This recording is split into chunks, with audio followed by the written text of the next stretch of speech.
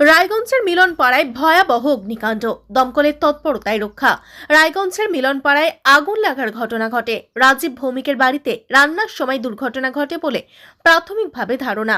জানা যায়, আজ রায়গঞ্জের মিলনপাড়ায় হঠাৎই আতঙ্ক ছড়িয়ে পড়ে যখন স্থানীয় বাসিন্দারা রাজীব ভৌমিকের বাড়ি থেকে ধোঁয়া উঠতে দেখেন।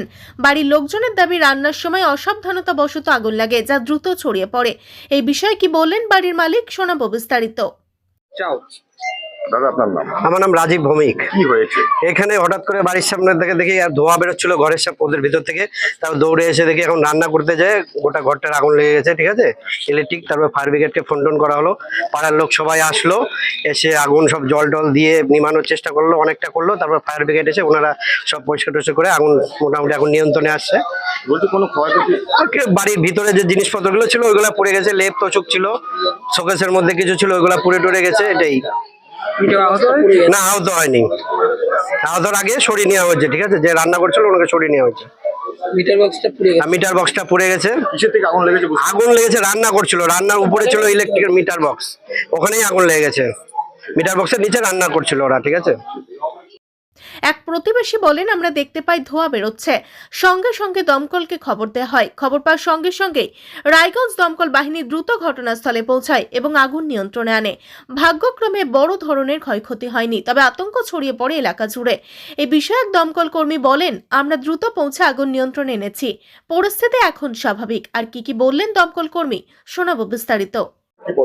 আমার নাম জয়ন্ত কুমার বোস, আমি লিডার পদে রায়গঞ্জ ফায়ার স্টেশন। কি দেখলেন? এখানে আমাদের প্রথম হচ্ছে রাজীব ভৌমিক বলে একজন ভদ্রলোক এই পাড়ার থেকে ফোন করেছিল। ফোন করার পরে আমরা এখানে তৎক্ষণাৎ গাড়ি নিয়ে এখানে আসি। আসার পরে দেখি বাড়ি আগুন জ্বলছে, বুঝলেন। তো ভিতরের মধ্যে দেখলাম আপনার ওই জামা কাপড় ছিল, প্লাস উপরে আপনার সিলিং ছিল, এগুলো ধরছিল, বুঝলেন। তারপর আমরা আগুন মোটামুটি নিয়ন্ত্রণ করলাম। কিসের থেকে লেগেছে বলে? আমার তো যত আপনার হচ্ছে ইলেকট্রিক শর্ট সার্কিট থেকে হতে পারে, কারণ মিটার বক্সটা পুড়ে গেছে টোটালটাই, বুঝলেন। কোনো ক্যাজুয়ালিটি? না, কোনো ক্যাজুয়ালিটি নয়। এই মুহূর্তে পরিস্থিতি স্বাভাবিক হলেও কিভাবে এই আগুন লাগলো তা নিয়ে তদন্ত চলছে। স্থানীয় প্রশাসন এবং দমকল বিভাগ সবাইকে সতর্ক থাকার আহ্বান জানিয়েছে। রায়গঞ্জ থেকে শান্তনু চক্রবর্তীর রিপোর্ট, আর বঙ্গ সংবাদ।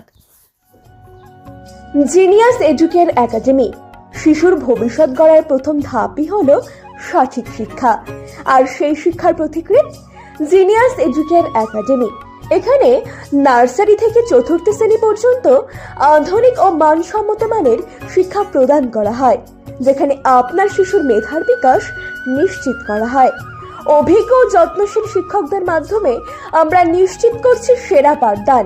এছাড়াও সুবিধাজনক যানবাহন ব্যবস্থার মাধ্যমে আমরা নিশ্চিত করি নিরাপদ ও স্বাচ্ছন্দ্যময় যাত্রা। পড়াশোনার পাশাপাশি রয়েছে খেলাধুলো ও সহশিক্ষা কার্যক্রম, যা শিশুর সার্বিক, মানসিক ও শারীরিক বিকাশে সাহায্য করে। আপনার সন্তানের উজ্জ্বল ভবিষ্যতের জন্য আজই ভর্তি করুন জিনিয়াস এডুকেয়ার একাডেমিতে। যোগাযোগ করুন 919563630109 এই নম্বরে। আমাদের ঠিকানা ঘুমডাঙ্গা, রায়গঞ্জ, উত্তর দিনাজপুর। জিনিয়াস এডুকেয়ার একাডেমি, জ্ঞানের আলোয় উজ্জ্বল ভবিষ্যৎ।